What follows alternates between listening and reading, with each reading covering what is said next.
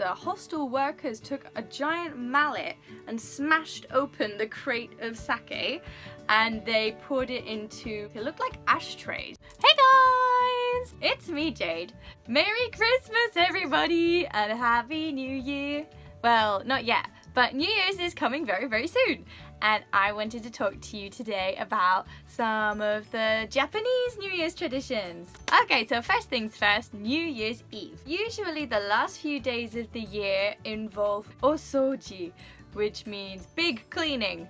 And everybody gathers together and cleans up the house and prepares it for the new year. So everybody starts fresh. Also, Tokyo usually gets a little less busy because everybody goes home to their families. So unlike in the UK, where New Year's is usually woohoo party time, in Japan, New Year's is more like our equivalent of Christmas. It's family time, everybody goes back to their hometowns and has a lovely, warm, cozy family time.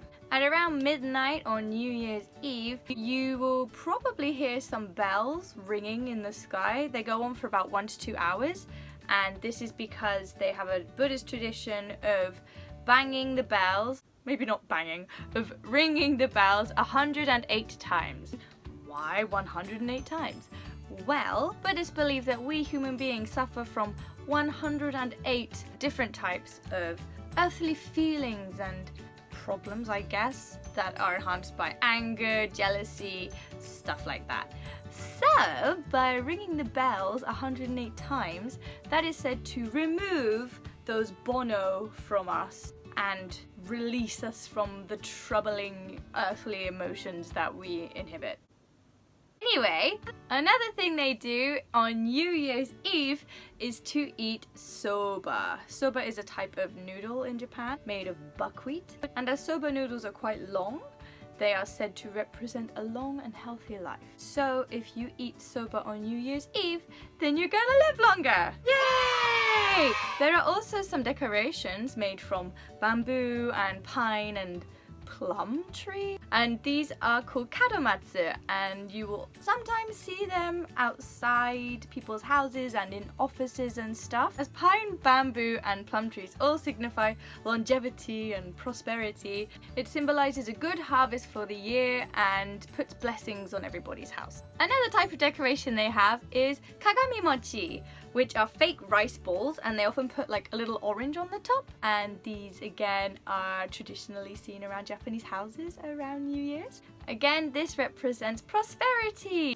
And another thing that you will commonly see is a New Year's wreath, which is actually usually made of paper or twine or twigs. For breakfast on New Year's Day, everybody eats osechi. Now osechi is a special selection of traditional homemade Japanese goods. Nowadays I think you can just go and buy them at the supermarket. They come in stacks of little wooden boxes and they're really beautifully prepared and everything. So everybody eats that breakfast together with the family in the morning, and then they might go shopping because there are some mega sales. There are these things called fukubukuro, which means lucky bag or happy bag, and these are bags in which shops put a lot of their leftover goods from the year, and they sell them at a much lower price than what their real value is. So everybody goes crazy, and some people will queue up outside big department stores like 109 or Lumine for hours on New Year's Day just to get their money's worth. So yay! Something for the children on New Year's.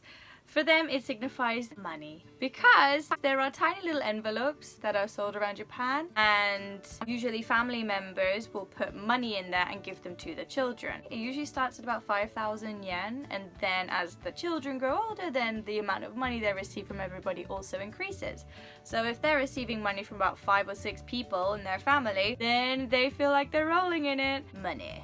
Another thing that is very traditionally done in Japan is Hatsumode, and this means going either on New Year's Eve or on one of the first few days of January to a temple or a shrine and praying for success and health and happiness in the following year to come. My first year here in Japan, I went to the Sensoji temple in Asakusa to do this, and because the Sensoji temple is one of the biggest in Japan, I remember me and my friends, we queued up for ages to go up, take our turn, bow, pray, throw money in the box, and there were loads of little stalls around. I just ate a lot. All sorts of Japanese street food. It was a great experience. After that I ended up going to a hostel and it was super fun because they had these giant barrels of sake. And when the clock struck 12, everybody celebrated. And we watched as the hostel workers took a giant mallet and smashed open the crate of sake, and they poured it into, they look like ashtrays. They're little square wooden cups, and they pour the sake into there and everybody had a cup, and we made a toast for the new year and all drank together. It was wonderful. Alongside everything else, while in the UK we send out Christmas cards to everybody in Japan. They traditionally will send out nengajo, and nengajo are like New Year's greeting cards. And that's about it. I'm sure there are some other traditions and things that I left out, but that is pretty much New Year's in Japan in a nutshell. So if you like this video, please give it a like, comment below, and subscribe, and I will see you again next time. Happy New Year, everybody! Mwah!